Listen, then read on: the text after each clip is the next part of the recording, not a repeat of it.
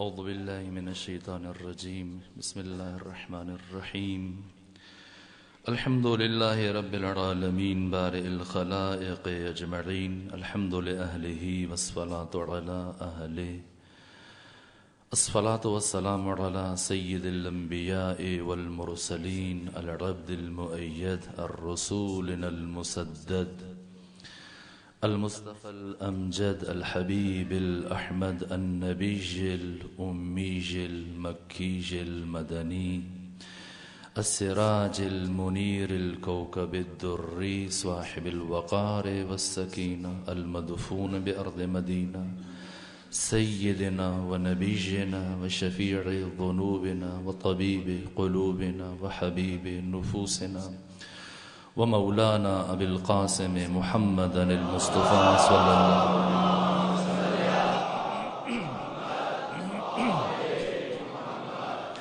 وأهل بيته الأطيبين الأطهرين الأنجبين المعصومين المسلومين ورحمة الله على أحبابهم وأصحابهم وشيرتهم ومحبيهم ومواليهم أجمعين ولعنة الله على أعدائهم ومري فضلهم وذبيحهم من عذاب إلى الآن ومن إلى يوم بعد يومين أما فقد حق سبحانه في القرآن بسم الله الرحمن الرحيم أفمن يهدي إلى الحق أحق أن يتبع أما لا يهدي إلا أن يهدى فما لكم كيف تحكمون صلوات پڑھی محمد وعلى آله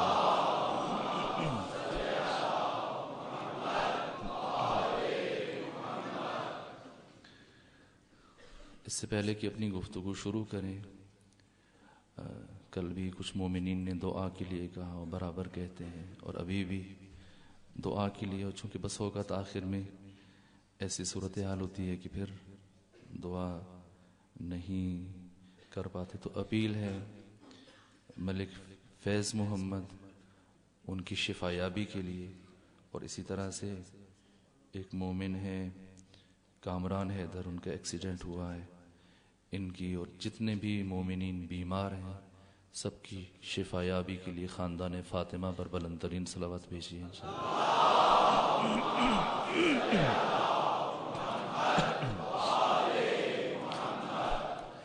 سال گزشتہ جو گفتگو امام اور امت کے عنوان سے شروع کی تھی اور یہ آپ کی خدمت میں بیان کیا کہ امامت ایسا الہی منصب ہے کہ جو دو ارکان پر مشتمل ہے، اور رکن اول کا نام ولایت ہے اور رکن دوم کا نام ہدایت ہے۔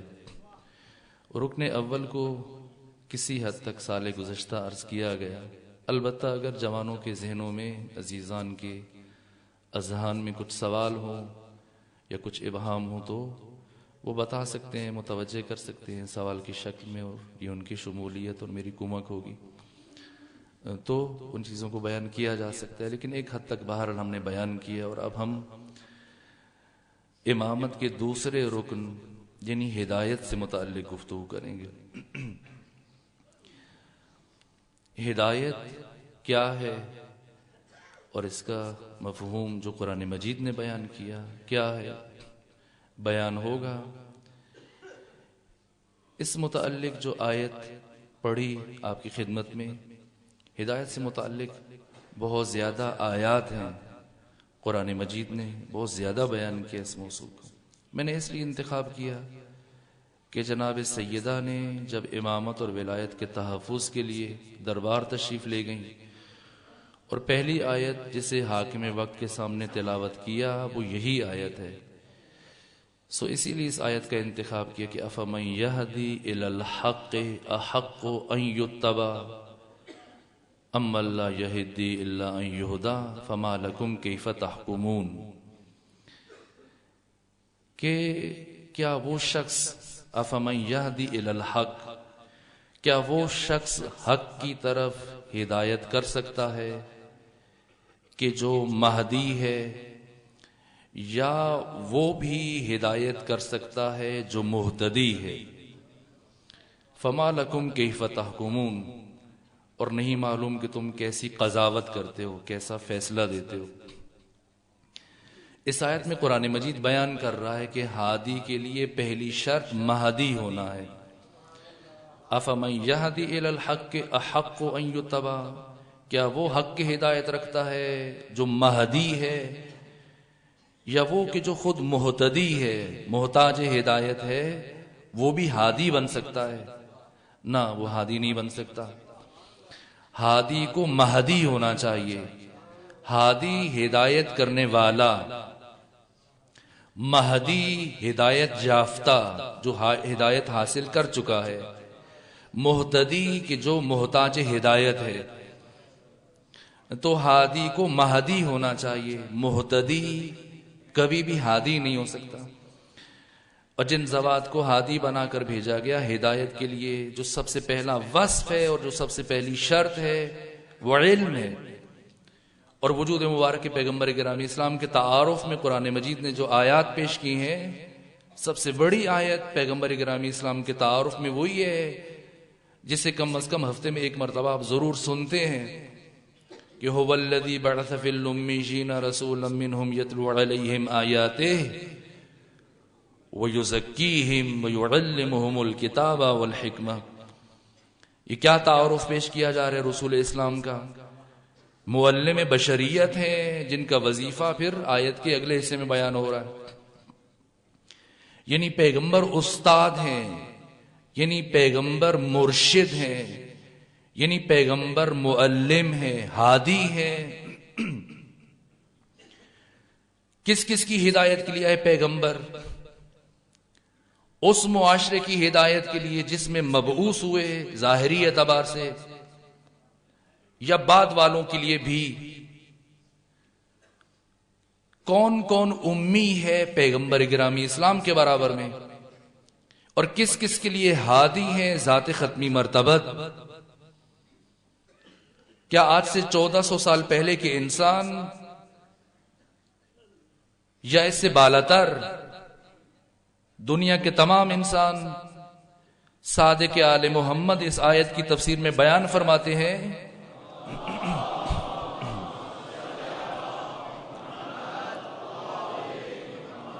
کہ کون کون امی ہے ختمی مرتبات کے مقابلے میں، کہ صرف عرب کے وہ بدو اور بعد میں آنے والے افراد یہ امی نہیں ہیں۔ پیغمبر صرف ان کی ہدایت اور قیادت اور رہبری کے لیے نہیں آئے۔ کون کون امی ہے؟ کہا کہ قیامت کے دن جب تمام اولین اور آخرین جمع ہوں گے میدان معاشر میں، آدم سے لے کے عیسیٰ تک تمام انبیاء، صالحین، مسلمین، مؤمنین، متقین، دیگر تمام انسان، اس دنیا کے تمام تر سکولرز، دانشور، علماء، فقہا، ہر انسان جب میدان معاشر میں جمع ہوگا، پہلے انسان سے لے کے آخری انسان تک سب جمع ہوں گے میدان قیامت میں۔ اور ایسے میں جب پیغمبر گرامی اسلام کی سواری میدان معاشر میں داخل ہوگی تو خدا فرمائے گا جبریل اٹھو اب پڑھو هو الذی بعث فی الامیین رسولا۔ اللہ وہ ہے کہ جس نے امیین میں رسول بھیجا، یعنی پیغمبر گرامی اسلام کے برابر میں ہر انسان امی ہے، خواہ وہ نبی ہے یا غیر نبی ہے۔ صلوات بھیجیے محمد و آل محمد پر۔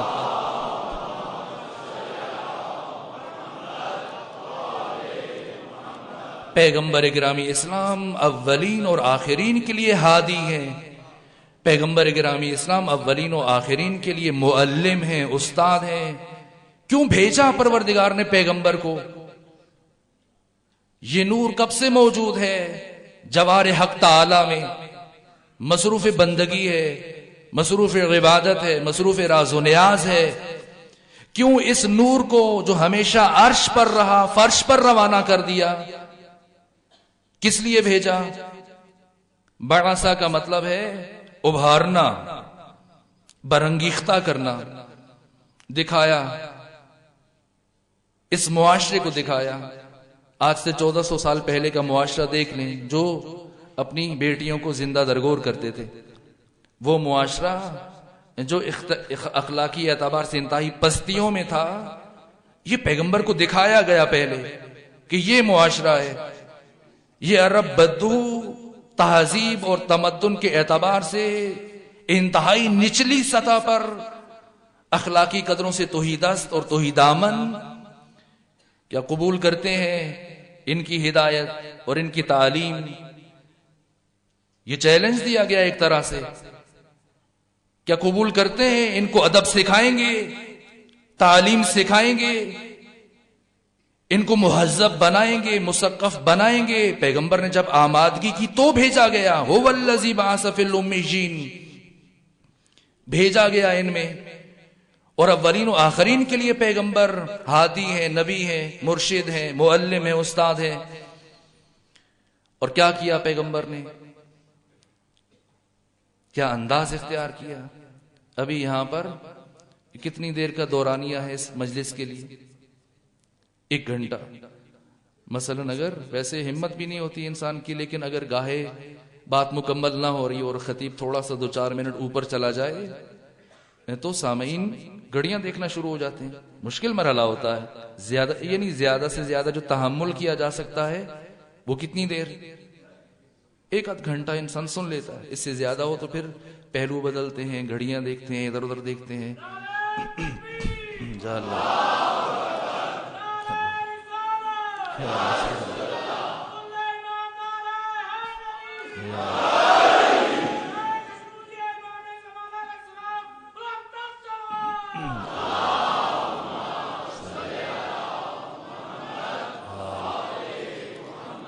نہ میں اتنی بد تہذیبی کا نہیں کر سکتا اظہار کہ آپ جیسے صاحبان ادب اور صاحبان معرفت کے سامنے ایسی جسارت کروں. مثال عرض کر رہا ہوں کہ فلسفہ مثال تقریب ذہن ہے اپنی بات پہنچانے کے لیے. نہ یہاں کبھی ایسے نہیں ہوتا. یہاں تو اگر 2 برابر پڑھ دیا جائے تو بھی تیوریوں پہ بل کبھی بھی نہیں آئیں گے. آپ کی سماعتیں بہت عمدہ ہیں اور مزید عمدہ بنانے کے لیے خاندان سیدہ پر بلند ترین صلوات بھیج دیجیے. صلی علی محمد. لیکن پیغمبر کتنی دیر بیان ہوتا تھا پیغمبر کا، کتنی کوشش کی پیغمبر نے لوگوں کو مہذب بنانے کے لیے، با ادب بنانے کے لیے، عالم بنانے کے لیے، باشعور بنانے کے لیے، ان کی ہدایت کرنے کے لیے. یہ صحیح بخاری کی حدیث ہے جسے ابو ہریرہ نے ذکر کیا ہے کہ صلی بنا رسول اللہ الفجر، رسول خدا نے ہمارے ساتھ صبح کی نماز پڑھی. ثم صعد المنبر، اور پھر ممبر پر آ گئے. فخطبنا، اور ہمیں خطبہ دیا. حتی ہونا فی الظہر، یہاں تک کہ ظہر کا وقت آ گیا، ناشتے کے لیے بھی نہیں جانے دیا اور خطبہ دیا، تقریر کی، اور ظہر کا وقت آ گیا. نزل فصلی، نیچے اترے نماز پڑھی. ثم صعد المنبر، دوبارہ ممبر پر چلے گئے. فخطبنا، اور ہمیں خطبہ دیا. وَأَخْبَرَنَا بِمَا كَانَ وَمَا يَكُونُ إِلَى يَوْمِ الْقِيَامَةِ، اور سب کی خبر دے دی جو پہلے ہوتا رہا، جو قیامت تک ہونا ہے. اس سے آپ جائزہ لیجئے کہ پیغمبر اپنی زندگی کا کتنا وقت صرف کرتے تھے، اپنا آرام چھوڑ کر، اپنی مصروفیات، سارے کا سارا زور پیغمبر گرامی اسلام کا زندگی بھر اس لیے کہ لوگوں کو عالم بنائیں، لوگوں کو عاقل بنائیں، لوگوں کو باشعور بنائیں، انہیں آگاہی دیں، انہیں بصیرت دیں. مسجد میں داخل ہوئے، 2 گروہ مصروف ہیں. ایک گروہ نماز وغیرہ پڑھ رہا ہے اور دوسرا گروہ دائرہ بنا کر علمی گفتگو میں مصروف ہے. پیغمبر کھڑے ہوئے تھوڑی دیر کے لیے پہلے گروہ کے پاس اور پھر یہ کہتے ہوئے آگے بڑھے کہ دونوں خیر پر ہیں، لیکن میں پہلے میں نہیں دوسرے میں بیٹھوں گا. کیوں؟ اس لیے کہ مجھے لوگوں کو عالم بنانے کے لیے بھیجا گیا، لوگوں کو عاقل بنانے کے لیے بھیجا گیا، لوگوں کو باشعور بنانے کے لیے بھیجا گیا.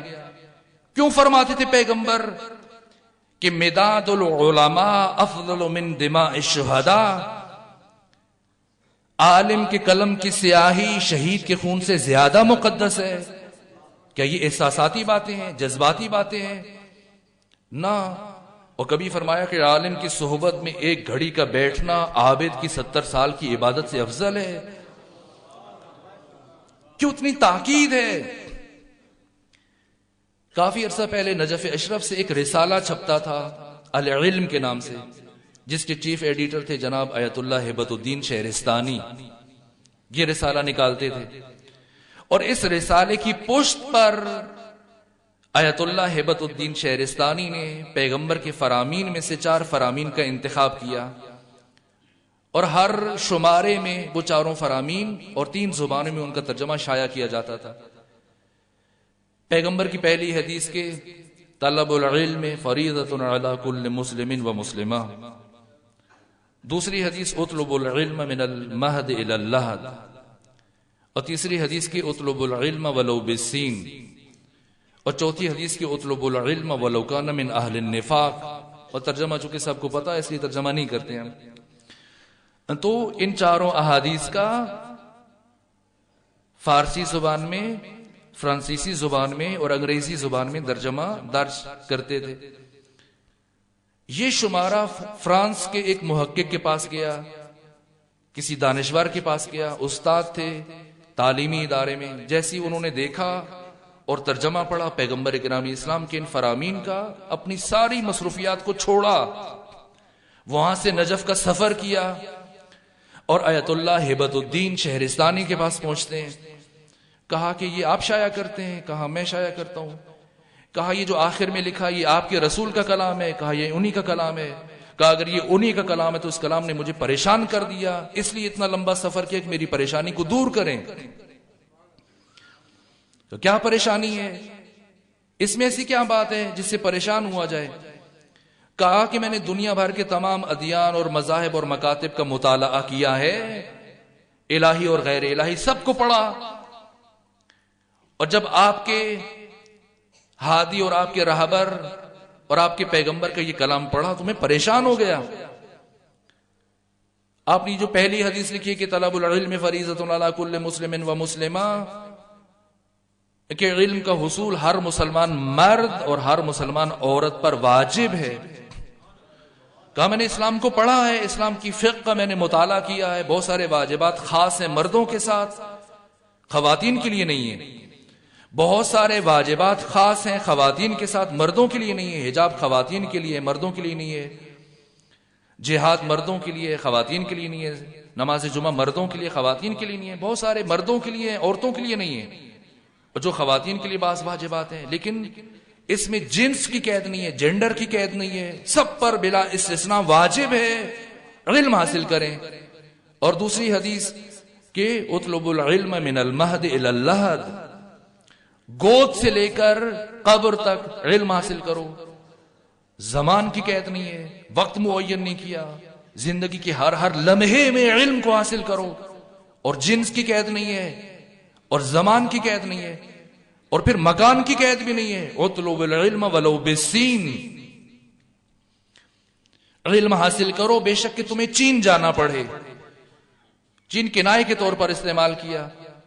جگہ کی قید نہیں ہے، استاد کی قید نہیں ہے۔ اطلب العلم ولو کان من اہل النفاق، علم حاصل کرو بے شک منافق سے، بے شک کافر سے۔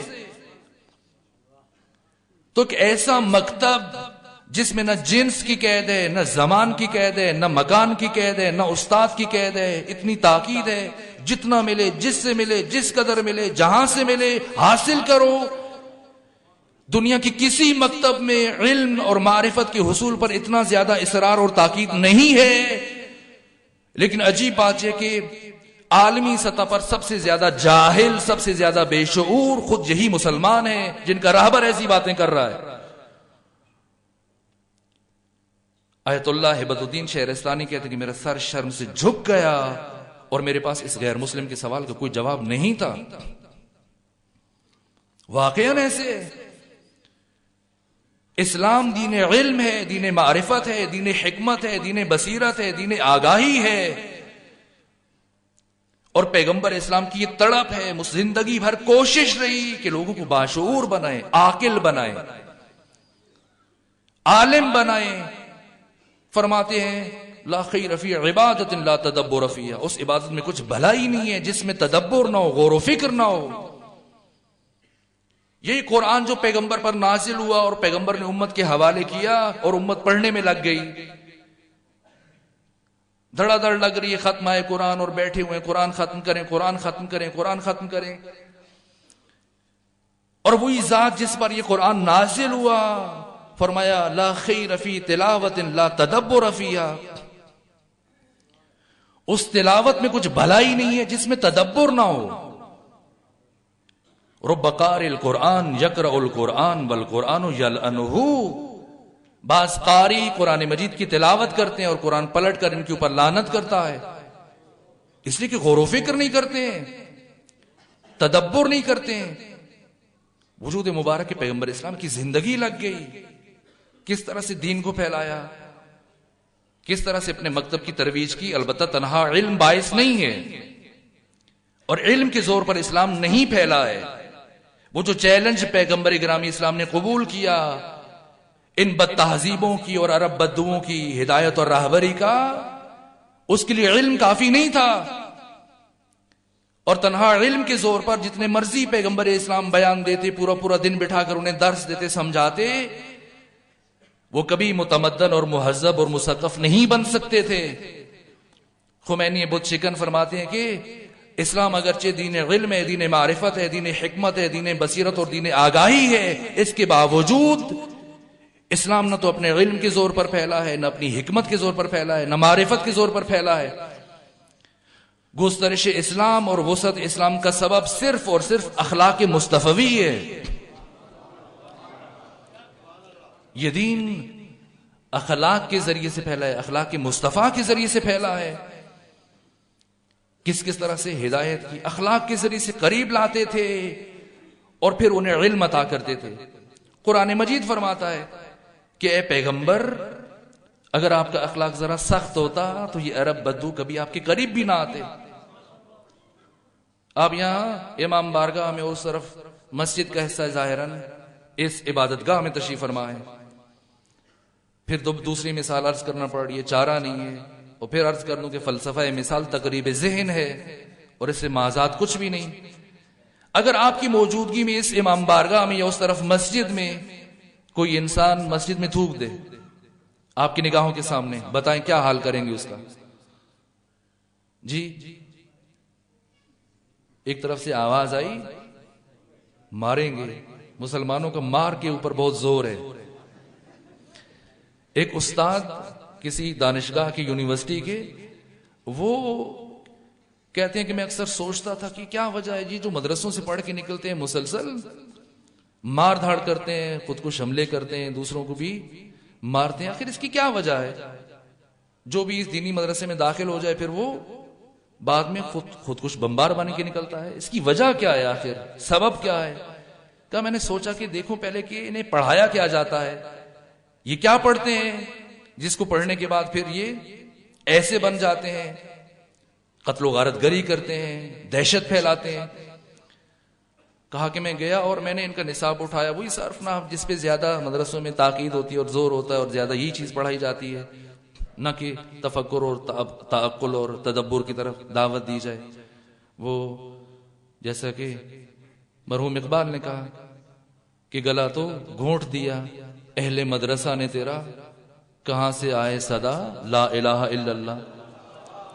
وہ حریت فکر تو چھین لی اور لگا دیا صرف و نحو پڑھنے پہ. اور صرف و نحو میں کیا ہے؟ اگر آپ کو بھی اتفاق ہو تو جا کے یہ دیکھیں، کورس دیکھیں، نصاب دیکھیں جو پڑھایا جاتا ہے، کہاں سے شروع ہوتا ہے اور کہاں ختم ہوتا ہے. زارابا سے شروع ہوتا ہے اور زارابار پر جا کے ختم ہو جاتا ہے.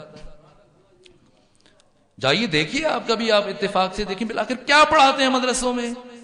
ضربا ضربا ضربو ضربا ضربتا ضربنا ضربتا ضربتما ضربتم ضربتے ضربتما، یہ ساری چیزیں گردان ماضی میں، مضارع میں، امر میں، مجہول میں، معلوم میں، اور پھر آگے مختلف ابواب میں لے کے جاتے ہیں. ذرا اس کا معنی پڑھیں کیا ہے. ضربا اس نے مارا، ان دو نے مارا، ان تین نے مارا، ان سب نے مارا، تم نے مارا، میں نے مارا، مل کے مارا، تم مارو.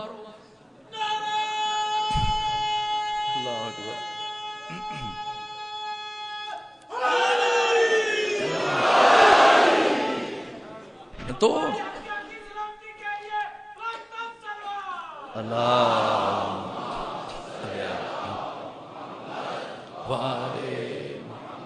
تو مار مار بھر دی اس کے ذہن میں، اور پھر وہ اس کو بھی مار کے علاوہ اور کچھ نہیں نظر آتا، اسی چیز کی ترویج کرتا ہے. تو ابھی اگر آپ کے سامنے تو مار یہ نہیں آپ، لیکن آپ نے بتا دیا کہ کم از کم آپ مار پہ اکتفا کریں گے. اور اگر بہت تحمل بھی کیا آپ نے، صبر کا مظاہرہ کیا اور ہاتھ نہیں اٹھایا، تو کم از کم اسے بازو سے پکڑ کے یہاں سے باہر نکال دیں گے، برتنی کریں گے. کہنی بتشکن علم اور معرفت کے زور پر نہیں پھیلا، بلکہ اخلاق محمدی کی وجہ سے پھیلا ہے. مسجد نبوی ہے اور پیغمبر گرامی اسلام صحابہ کے درمیان بیٹھے ہوئے ہیں اور گفتگو ہو رہی ہے، اور ایسے میں ایک عرب بدو آیا، نہیں معلوم کیا سوچ کر کسی کا بھڑکایا ہوا تھا. آتی جیسی مسجد میں داخل ہوا، خود کو برہنہ کیا پیغمبر کی نگاہوں کے سامنے، اور وہی کھڑے کھڑے صحن مسجد میں پیشاب کر دیا. اب بتائیے کیا اس کا عکس العمل ہونا چاہیے تھا اور کیا ری ایکشن ہونا چاہیے تھا؟ وہ جو ساتھ بیٹھے ہوئے تھے ایک مرتبہ سب کی تیوریوں پہ بل آئے. بہت ساروں کی خواہش تھی کہ اٹھیں اور اسے ٹھکانے لگا دیں. پیغمبر کی طرف اجازت طلب نگاہوں سے دیکھ رہے ہیں. پیغمبر نے اپنے عزیزوں کی بے چینی دیکھی، کہا بیٹھ سو، تم میں سے کوئی نہیں اٹھے گا. اس شخص کے اس عمل کا جواب تم میں سے کوئی نہیں دے گا، میں خود دوں گا. اور اس کے بعد فرمایا ابو ذر آپ اٹھیں. ابو ذر کو اٹھایا اور کہا کہ جائیے ذرا پانی کا ایک لوٹا بھر کے لے آئیں. ابو ذر پانی لے کے آئے. پیغمبر نے وہ برتن اپنے ہاتھ میں لیا اور اپنے ہاتھوں سے صحن مسجد کو پاک کیا. اور وہ شخص کے جو سراپا حیرت بنا ہوا تھا اسے کسی اور رد عمل کا انتظار تھا، اور جیسی اس عظیم ترین اخلاق کا مظاہرہ دیکھا پیغمبر کے قدموں پر گر پڑا، آنکھیں چھلکنے لگی. کہا آج مجھے یقین ہو گیا کہ سوائے اللہ کے نبی کے کسی کا بھی اخلاق اتنا بلند نہیں ہو سکتا.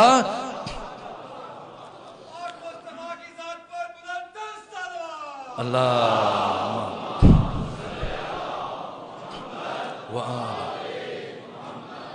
اسلام قبول کیا. اس طرح سے اسلام پھیلا ہے. اور پیغمبر پلٹ کر آئے، صحابہ کرام کے درمیان بیٹھے، کہا سنو، اس شخص کے عمل کا جواب وہ نہیں تھا جو تم دینے لگے تھے، اس کا جواب وہ تھا جو میں نے دیا. یہ بتا رہے ہیں، اپنے پیروکاروں کو بتا رہے ہیں. ایک صلوات پڑھ دیجیے خاندان سیدہ پر.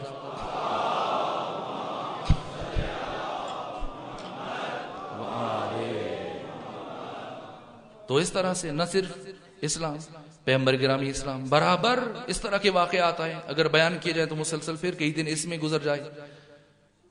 اخلاق کے زور پر پھیلا، یہاں تک کہ ایک شخص آیا بھڑکایا ہوا کسی کا، کسی نے برانگیختہ کیا. اسلام میں یہ شدت پسندی نہیں ہے، اسلام میں یہ توحش نہیں ہے، اسلام میں یہ مار دھاڑ نہیں ہے. پھر یہ کہاں سے آ گیا سب کچھ؟ کیا پیغمبر گرامی اسلام کی یہ روش ہے یا ائمہ ہدی کی یہ روش رہی ہے؟ نہ، ثانوی حیثیت ہے، ثانوی حکم ہے تلوار اٹھانا. پہلے مرحلے میں تلوار نہیں اٹھائی جاتی اسلام میں. ایک مرتبہ پیغمبر بیٹھے ہیں اور ایک عرب بدو آیا غصے میں، کچھ مشکلات تھیں اس کو اور اس کی توقعات تھیں پیغمبر سے. آیا اور آتی پیغمبر اکرام اسلام کو گالیاں دینا شروع کر دی. مدینے میں اسلامی حکومت تشکیل پا چکی ہے، اپنے عزیزوں کے درمیان بیٹھے ہوئے ہیں، اور پھر آیا اور آ کر گالیاں دینا شروع کر دی اور گالیاں دیتا رہا. اور صحابہ مضطرب ہیں کہ پیغمبر اشارہ کریں اور اٹھیں اور اس کا سر کاٹ دیں. اور جب وہ گالیاں دے کر تھک گیا اور خوب بھڑاس نکال لی اس نے، اور پیغمبر کی طرف دیکھتا رہا، اور پیغمبر نے جب کچھ نہیں کہا تھوڑی دیر سر جھکائے رکھا اور پھر پلٹا واپس جانے لگا. لیکن جیسے ہی مڑا پیغمبر گرامی اسلام نے ایک عجیب جملہ کہا. فرمایا کہ اقطعوا لسانہ، اس کی زبان کاٹ دو. اقطعوا لسانہ، زبان کاٹ دو اس کی. اگر کبھی کہا ہے تو بھی اس کا کیا مطلب ہے اور کیوں کہا اور کیا حکمت ہے کلام رسول میں. لگتا ہے کوئی شخص اسی موقع کے انتظار میں تھا. عام طور پہ اسے زیادہ اپنی شجاعت کے جوہر دکھانے کا موقع نہیں ملتا تھا، اور جیسے یہ موقع ملا کہ یہ نہتا ہے اور پیغمبر نے کہا تو فوراً سے تلوار نکالی اور لپکا، دروازے کی طرف بڑھا، قریب تھا کہ اس کی گردن اڑا دے. رسول اللہ جانتے تھے کہ کوئی آنے والا ہے اور آ رہا ہے. سامنے سے علی ابن ابی طالب آ رہے تھے، اور جیسے ہی اس نے چاہا کہ اس کی گردن پر تلوار چلائے، سامنے سے علی نے دیکھا، کہا رکو، ٹھہرو، کیا کرنے لگے ہو؟ کہا کہ پیغمبر نے فرمایا کہ اقطعوا لسانہ، اس کی زبان کاٹو. کہا کیوں کہا پیغمبر نے؟ کہا یہ سب اس نے گالیاں دی، توہین کی، بے ادبی کی، گستاخی کی، جسارت کی، اور جواباً پیغمبر نے یوں فرمایا کہ اور بھی کچھ کہا پیغمبر نے؟ کہا نہیں بس یہی کہا. کہ ٹھہرو تم جاؤ میں دیکھتا ہوں. بادل ناخواستہ اس نے تلوار پیچھے ہٹائی اور اب علی متوجہ اس کی طرف. کہ کیا مسئلہ ہے؟ کوئی پریشانی ہے تمہیں؟ کوئی مشکل ہے؟ کہاں پریشانی ہے؟ اسی لیے تو غصہ آیا. یہ شخص خود کو نبی کہتا ہے، اسلامی حکومت بنا لی، خود عیاشی کر رہے ہیں، ہمارے پاس کچھ بھی نہیں ہے، میرے گھر میں فاقے ہو رہے ہیں. کہ ایسا نہیں ہے، رسول کے گھر میں بھی وہی کیفیت ہے جو تیرے گھر میں کیفیت ہے، لیکن تمہیں پریشان ہونے کی ضرورت نہیں ہے. حضرت نے جیب میں ہاتھ ڈالا اور درہم و دینار کی ایک تھیلی نکالی اور اس کے حوالے کر دی کہ یہ لے لو، یہ پیغمبر گرامی اسلام کی طرف سے، جا کر اپنی ضرورتیں پوری کرو. چونکہ پریشان حال تھا، غصے میں آ کر اس نے یہ توہین کی. لیکن جیسی اس کی مشکل برطرف ہوئی اور مولا متقیان نے کہا کہ جاؤ یہ پیغمبر کی طرف سے ہے، ابھی غصے میں تھا اور اب پیغمبر کی تعریفیں کرتے ہوئے چلا گیا. وہ چلا گیا اور وہ شخص جو تلوار لے کے آیا تھا وہ پلٹ کے گیا پیغمبر کے پاس شکایت لے کر کہ یا رسول اللہ دیکھیے یہ علی نے کیا کیا. کیا کیا علی نے؟ کہا کہ آپ نے جس شخص کی زبان کاٹنے کا حکم دیا تھا تو علی نے تو اسے مالا مال کر دیا. پیغمبر ایک مرتبہ مسکرائے، کہا میں بھی تو یہی چاہ رہا تھا جو علی نے کیا. کہا آپ نے تو کہا تھا کہ اس کی زبان کاٹ دو. کہا علی نے کاٹ دی، احسان کر کے کاٹ دی. اب جب تک زندہ رہے گا کبھی میری مخالفت نہیں کرے گا.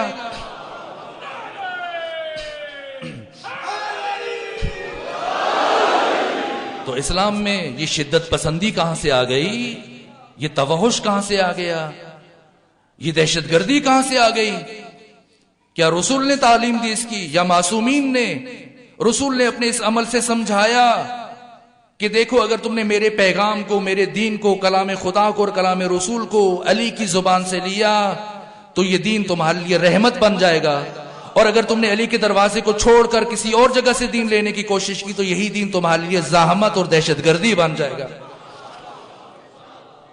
اسلام تلوار کے زور سے نہیں پھیلا، اسلام اخلاق کی بنیاد پھیلا ہے. معصومین تلوار چلانے کے لیے نہیں آئے. علی ابن ابی طالب کی حتی المقدور کوشش یہ رہی زندگی بھر کہ کم سے کم تلوار چلائیں، اور علی نے جب بھی تلوار چلائی مجبوری میں تلوار چلائی. جنگ احزاب میں جب عمرو ابن عبدود خندق عبور کر کے پیغمبر کے خیمے کے ایک حصہ اس نے کاٹ دیا اپنی تلوار سے، اور پیغمبر نے فرمایا کہ مل لحاظ القلب، پہلی مرتبہ اپنی زندگی میں یہ جملہ ارشاد فرمایا. اور اب تو کوئی نہیں اٹھ رہا، چونکہ پتا ہے کہ اب آگے کون ہے اور کیا حال کرے گا. وہ چونکہ نہتا تھا اس لیے پھر تلوار نکال کے پیچھے پیچھے ہو لیے، لیکن اب یہاں کون نکالے؟ اب سب خاموش ہیں. اور پیغمبر نے 3 مرتبہ یہی جملہ کہا اور تینوں مرتبہ ایک ہی شخصیت کھڑی ہوئی، علی گئے. اور جب گئے تو دیکھیں اب کافر ہے، پیغمبر نے کل کفر کہا ہے، لیکن یہ ہادی ہیں، ہدایت کے لیے آئے ہیں، لوگوں کو زندگی دینے کے لیے آئے ہیں، مارنے کے لیے نہیں آئے. کیا انداز ہونا چاہیے تھا علی ابن ابی طالب کا؟ جاتی کیا کرنا چاہیے تھا آپ کے خیال میں؟ اور کیا کیا؟ جیسے ہی پہنچے علی، کہا کہ عمرو میں نے تمہارے متعلق سن رکھا ہے کہ تو نے کعبے کا غلاف پکڑ کر یہ بات کہی ہے کہ جو شخص مجھ سے 3 باتیں کہے گا ان 3 میں سے ایک کو میں ضرور پوری کروں گا. کہا میں نے ایسا کہا تھا. کہا پھر میری پہلی خواہش یہ ہے کہ تم اسلام قبول کر لو، یہ تمہاری دنیاوی اور اخروی سعادت کا ضامن ہے. کہا یہ ممکن نہیں، میں اسلام قبول نہیں کر سکتا. پھر بھی یہ نہیں کہ چلو آؤ پھر لڑتے ہیں، نہ، اسلام قبول نہیں کیا. کہا اچھا ایسا ہے پھر واپس چلے جاؤ، کسی اور کو آنے دو، تم چھوڑو، تم نہ لڑو. کوشش کر رہے ہیں کہ بچ جائے. اور جب اس نے یہ بات بھی نہیں مانی کہ یہ ممکن نہیں ہے، میں واپس نہیں جا سکتا، خواتین مجھ پہ ہنسیں گی، قبیلے والے میری ملامت کریں گے. کہا پھر اچھا اب اگر تم نے لڑنا ہی ہے تو ایسا کرو کہ نیچے ہوتا رہو، تم گھوڑے کے اوپر ہو اور میں نیچے ہوں. تو پھر تیسری بات میرا مطالبہ یہ کہ نیچے ہو، آمنے سامنے لڑتے ہیں. یہ جیسے ہی اترا اوور کانفیڈنس کا مظاہرہ کیا، حد درجہ خود اعتمادی کا، اور اترتے ہی اس نے ایک ہی وار میں اپنے گھوڑے کی 4 ٹانگیں کاٹ ڈالی اور گھوڑا زمین پہ گرا. یہ گھوڑا اس کا محسن تھا جس نے خندق عبور کروائی، لیکن اب علی کے اوپر اپنی ہیبت طاری کرنے کے لیے کہ دیکھ لو میری قوت کیا ہے، میری طاقت کیا ہے، میری تلوار کی کاٹ کیسی ہے، ایک ہی وار میں گھوڑے کی چاروں ٹانگیں کاٹ دی اور گھوڑا وہیں پر تڑپ تڑپ کر مر گیا. اس کے باوجود پھر موقع دیا پہلنے کی کہ چلو عمر تلوار چلاؤ. عمر اتنا بڑا شجاع تھا, اتنی قوت تھی اس کے بازوؤں میں کہ اس نے جب تلوار چلائی, علی ابن ابی طالب نے جو ڈھال رکھی, ڈھال کے 2 حصے ہو گئے, کٹ گئی علی کی ڈھال. علی کے سر پہ جو خود تھا وہ خود کٹ گیا, علی کے سر کا کافی حصہ زخمی ہو گیا. شہادت کے جو اسباب محققین نے لکھے ہیں مولا متقیان پر جو ابن ملجم کے وار نے اثر کیا, اس لیے کہ وہ جگہ پہلے سے ایک زمانے میں زخمی ہو چکی تھی, اس قدر شدید وار تھا اور یہ وار برداشت کیا علی نے. کیا ضرورت تھی اسے کہتے کہ تم چلاؤ تلوار, خود ہی جیسے ہی نیچے اترا جنگ شروع کر دیتے, وہ موقع ہی نہ دیتے. لیکن نہیں, ضرب صحیح یہ بتانے کے لیے کہ نہیں ہم پہل نہیں کرتے, ہم لوگوں کو مارنے کے لیے نہیں آئے ہیں, زندگی دینے کے لیے آئے ہیں. لیکن اب جب کہ اس نے وار کیا تو اب بدلہ ضروری تھا, رسول نے بھیجا تھا. علی آگے بڑھے اور بڑھتے ہی ایک ہی وار کے اور اس کی دونوں ٹانگیں کاٹ دیں. علی ابن ابی طالب نے اپنی زندگی میں ہمیشہ ایک وار کیا دشمن پر, 2 وار کبھی نہیں کیے. خود نہج البلاغہ میں فرماتے کہ خلقنی معتدلا, پروردگار نے مجھے معتدل خلق کیا ہے, نہ میں لمبے قد کا ہوں نہ میں چھوٹے قد کا ہوں. اگر میرا دشمن لمبا ہو تو میں اسے بیچ میں سے کاٹتا ہوں, اگر میرے دشمن کا قد چھوٹا ہو تو میں اوپر سے کاٹتا ہوں. کبھی علی ابن ابی طالب نے 2 وار نہیں کیے دشمن پر, لیکن پہلا موقع ہے کہ آج علی نے اس کی ٹانگیں کاٹ دی اور وہ گرا ہوا ہے. گلا بعد میں کاٹا, کیوں؟ علی امام عادل ہیں, اس لیے کہ اس نے علی ابن ابی طالب کی نگاہوں کے سامنے اس بے زبان جانور پر ظلم کیا, بغیر خطا کے اسے قتل کیا. تو علی نے کہا میں بھی پہلے تمہاری ٹانگیں کاٹوں گا, گلا میں تمہارا بعد میں کاٹوں گا. لیکن جو بھی کیا آخر میں کیا, اور مجبور ہو کر. جو بھی سامنے آتا تھا جنگوں میں, مالک اشتر نے بڑا فخر اور مباحات کی کہ دیکھیں لیلۃ الحریر ہمارے کشتوں کی تعداد برابر ہو گئی. لیکن حضرت نے کیا کہا, تمہارے سامنے جو بھی آتا ہے یہ ہدایت ہے, یہ بنیادی طور پر لوگوں کی ہدایت اور راہبری کے لیے آئے ہیں, زندگی بانٹنے کے لیے آئے ہیں, قتل کرنے کے لیے نہیں آئے. جب مجبور ہو جاتے تھے, جب اسلام کی عزت کا مسئلہ آتا تھا, جب دین کی حقانیت زیر سوال جانے کا خطرہ لاحق ہوتا تھا, تب تلوار اٹھاتے تھے. اور جو بھی سامنے آتا تھا, یہ نہیں کہ گاجر مولی کی طرح سے کاٹ دیا, نہ, جھانک کر اس کی 70 پشتوں میں نگاہ کرتے تھے کہ کوئی ایک ایسا پیدا ہونے والا ہے جو ہمارے اس کلام کو, ہمارے پیغام کو قبول کرے گا. چھوڑ دیتے تھے, جاؤ. کتنے دشمنوں کو, کتنی نسلوں کو برداشت کرتے تھے ایک جوان کے لیے. ایک جوان نے مکتب اہل بیت قبول کر لیا, اس کے والدین بہت متاثر تھے, باپ دادا صاحب, انہوں نے اصرار کیا کہ کیا کیا تم نے, ہمارے لیے شرمندگی کا سامان مہیا کر دیا تم نے. اور کافر ہو گئے, اصرار کرتے تھے کہ تم پلٹ آؤ, اپنے مکتب کی طرف واپس آ جاؤ. اور وہ اکثر بلاخر جواب دیتا, لیکن وہ ان کا اصرار تھا برابر کہ پلٹ آؤ تم واپس اپنے دین کی طرف, اپنے مذہب کی طرف واپس آ جاؤ. ایک دن جب اسے بہت زیادہ مجبور کیا جانے لگا تو اس نے کہا کہ دیکھیں آپ کو میرا شکریہ ادا کرنا چاہیے, نہ یہ کہ مسلسل مجھے آپ ذہنی اذیت دیں. کا تعجب ہے, لگتے تم پاگل ہو گیا جیسے ہی تم نے مکتب تبدیل کیا کہ اب ہم تمہارا شکریہ ادا کریں. کیوں تمہارا شکریہ ادا کریں, کیا کمال کیا تم نے؟ کہا کہ میری وجہ سے پروردگار نے تمہیں زندگی عطا کی ہے, میری وجہ سے تمہیں نعمت وجود ملی, زندگی ملی, حیات ملی, تمہیں میرا شکریہ ادا کرنا چاہیے. کہ یہ کیا بات ہے, ہماری وجہ سے تمہیں زندگی ملی, نہ کہ تمہاری وجہ سے. کہیں جا کر اپنا شجرہ احباب, اپنا آخر تک شجرہ چیک کرو, دیکھو کہ کس خاندان سے تمہارا تعلق ہے, اور کیا وہ جنگ صفین میں موجود تھے یا نہیں تھے. وہ تمہارے بزرگ جن سے یہ سلسلہ چلا ہے اور یہ ہمارا خاندان جہاں تک پہنچا ہے, اگر اس دن علی ابن ابی طالب اس نسل میں مجھے نہ دیکھ رہے ہوتے اور تلوار چلا دی ہوتی تو کیا اس وقت تم ہوتے؟ میری وجہ سے ہو. یہ حیات اور یہ ہدایت ہے انسانوں کے لیے. اسلام میں اگر سزائیں ہیں تو اسلام بنیادی طور پر سزائیں دینے کے لیے نہیں آیا. اسلام زندگی بانٹنے کے لیے آیا ہے، حیات بانٹنے کے لیے آیا ہے، نہ قتل و غارت گری کے لیے، نہ لوگوں کو سزائیں دینے کے لیے۔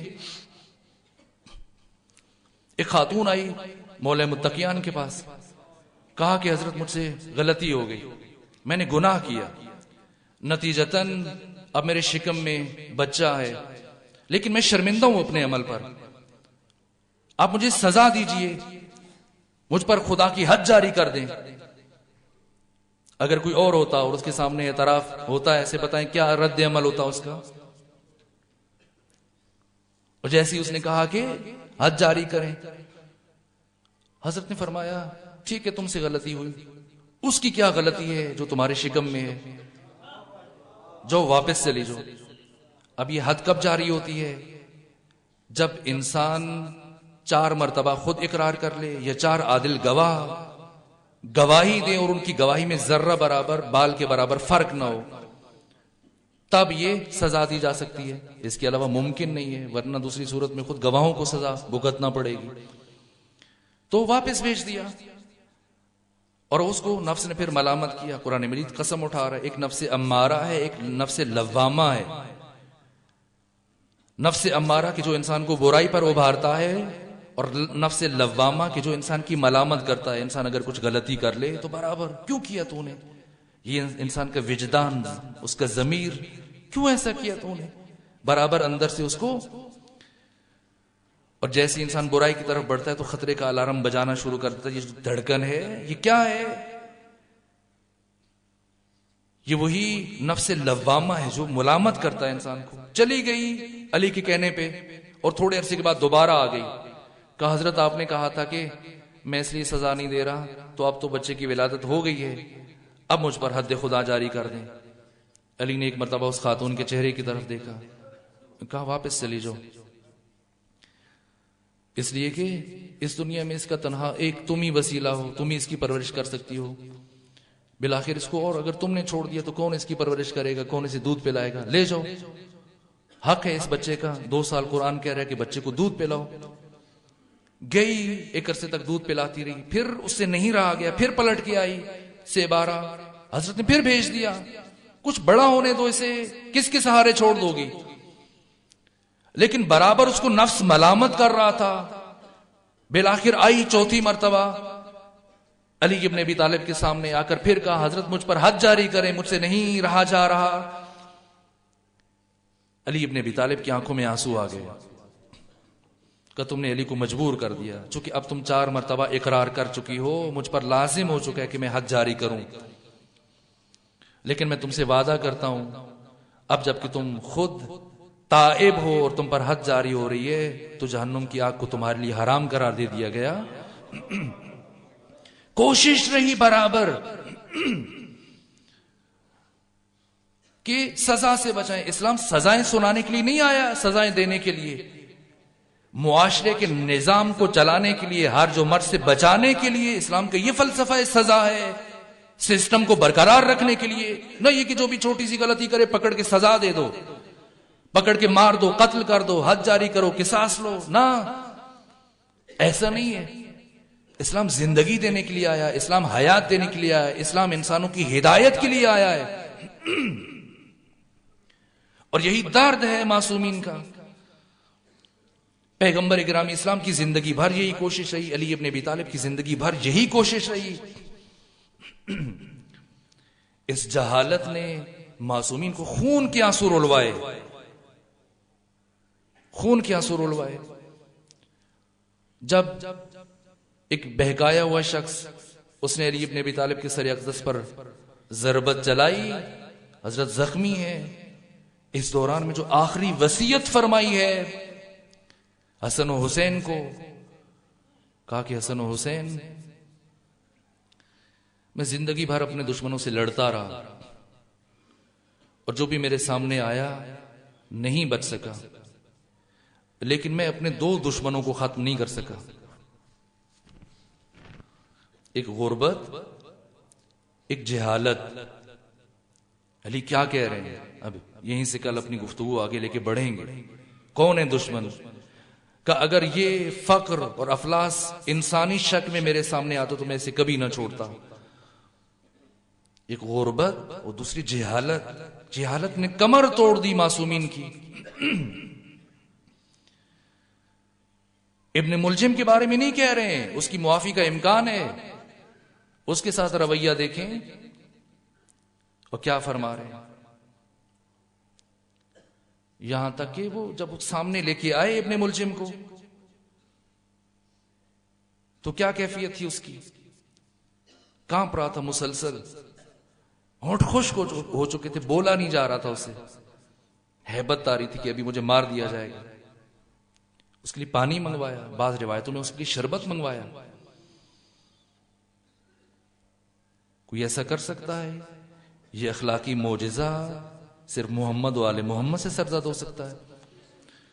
اور لوگوں نے چونکہ بھاگنے کی کوشش کر رہا تھا، اسے پکڑ کے رسیوں میں کس کے باندھا ہوا تھا. اس کو یہ بولنا چاہ رہا تھا، اسے ہلا نہیں جا رہا تھا.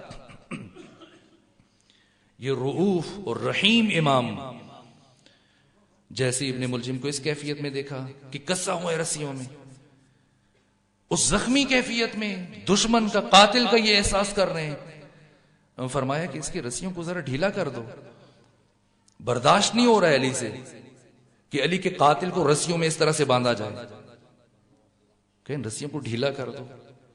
جی چاہ رہا تھا آج کسی شہید کا ذکر کروں، لیکن بات ایسے مرحلے میں پہنچی ہے کہ اب ناگزیر ہے کہ یہیں سے اپنی بات کو آگے بڑھا دو.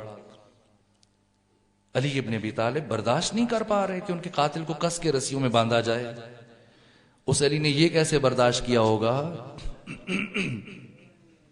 کہ اس کی بیٹیوں کو رسیوں میں باندھ کر بے کجاوا اونٹوں پر سوار کر کے سر برہنہ یزید جیسے پلید اور نجس اور شرابی کے دربار میں لے کے جایا جائے. یہ وہ درد ہے اہل بیت کا جسے کبھی وہ فراموش نہیں کر سکتے، کبھی فراموش نہیں کر سکتے. یہ وہ درد تھا جس نے اہل بیت علیہ الصلوۃ والسلام کو خون کے آنسو رلوا دیے. یہ معمولی بات نہیں ہے. سیدہ زینب سلام اللہ علیہا کا ننگے سر یزید کے دربار میں چلے جانا، شرابی کے دربار میں چلے جانا، بد کردار لوگوں سے ہم کلام ہو جانا، یہ معمولی بات نہیں تھی میرے عزیزوں. کسی عالم نے جب یہ روایت پڑھی کہ امام سجاد خون کے آنسو بہاتے تھے تو وہ چلا گیا آیت اللہ محسن الحکیم کے پاس اور جا کر کہا کہ کیا یہ معتبر روایت ہے؟ واقعاً ایسے ہوا ہے کہ امام خون کے آنسو بہاتے تھے؟ آیت اللہ محسن الحکیم مجتہد تھے، فقیہ تھے، مرجع تقلید تھے، نائب امام تھے. جواب نہیں دیا، خاموش ہو گئے. اور جو ان کے زانوں کے اوپر سفید رومال رکھا ہوا تھا اسے اٹھایا اور اٹھا کر آنکھوں سے لگایا اور تھوڑی دیر تک آنکھوں سے لگائے رکھا. اور کچھ وقت گزرنے کے بعد جب اس رومال کو دوبارہ گود میں رکھا تو اس رومال کے اوپر خون کے 2 سرخ دھبے لگے ہوئے تھے. یعنی 1400 سال گزرنے کے بعد اگر کوئی عالم باعمل ان مصائب کا تصور کرتا ہے تو اس کی آنکھوں سے خون کے آنسو جاری ہو جاتے ہیں.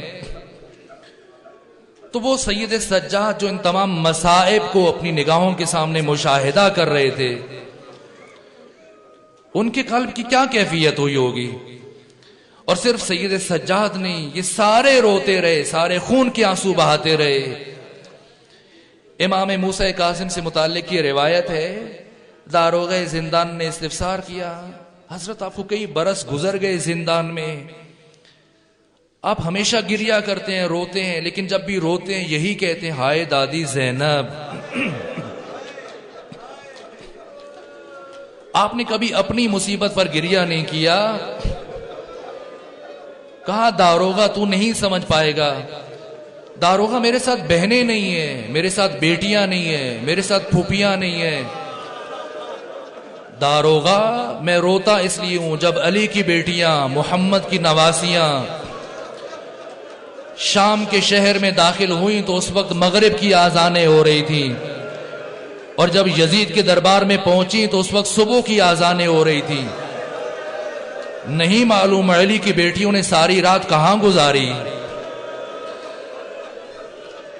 یہ سارے خون کے آنسو بہاتے رہے۔ زیارت نہیہ میں علامہ ہلی نے جب یہ جملہ پڑھا امام زمانہ کا کہ میں صبح اور شام خون کے آنسو بہاتا ہوں، تو علامہ ہلی نے عمل کیا، اور جب عمل کیا تو عالم خواب میں امام زمانہ کی زیارت نصیب ہوئی، اور جب زیارت نصیب ہوئی تو استفسار کیا، کہا امام کیا یہ واقعاً آپ کے کلمات ہیں کہ میں صبح اور شام خون کے آنسو بہاتا ہوں؟ فرمایا ہلی ہاں یہ میرے ہی کلمات ہیں۔ کہا کیا آپ اس لیے خون کے آنسو بہاتے ہیں کہ سید الشہداء حسین ابن علی کو شہید کر دیا گیا؟ کہ نہیں ہلی، آج اگر دادا حسین ہوتے وہ بھی خون کے آنسو بہاتے۔ کہا پھر اس لیے کہ علی اکبر و قاسم و عباس اور علی اصغر کو شہید کر دیا؟ فرمایا نہیں، اگر آج وہ سب بھی ہوتے تو خون کے آنسو بہاتے۔ علامہ کہتے ہیں کہ پھر میں نے پوچھا امام بتائیے آپ خون کے آنسو کیوں روتے ہیں؟ کہا ہلی ہم آل محمد نے اس دن سے خون کے آنسو بہانا شروع کر دیے جس دن سے دادی زینب کی چادر اتر گئی۔ میرے عزیزو یہ معمولی بات نہیں ہے، ننگے سر یزید کے دربار میں چلے جانا۔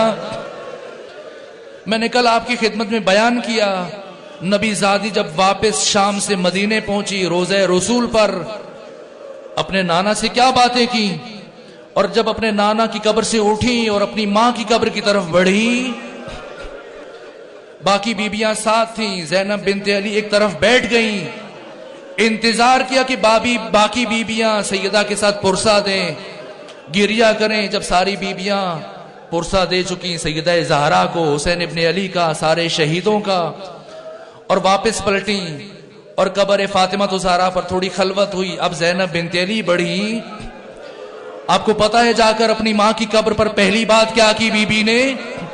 حسین کی شہادت کی بات نہیں کی، عباس کی شہادت کی بات نہیں کی، علی اکبر کی شہادت کی بات نہیں کی، اپنی ماں سے زینب بنت علی نے جو بات کی، کہا مادر مجھے ننگے سر شرابی کے دربار میں جانا پڑا، مجھے ننگے سر یزید کے ساتھ ہم کلام ہونا پڑ گیا۔ اے ماں مجھ سے وہ منظر کبھی فراموش نہیں ہوتا جب یزید کے تخت کی نچلی سیڑھی پر میرے بھائی حسین کا سر تھا، یزید کے ہاتھ میں خیزران کی چھڑی تھی، اور وہ اس چھڑی سے میرے بھائی کے ہونٹوں سے چھیڑ رہا تھا۔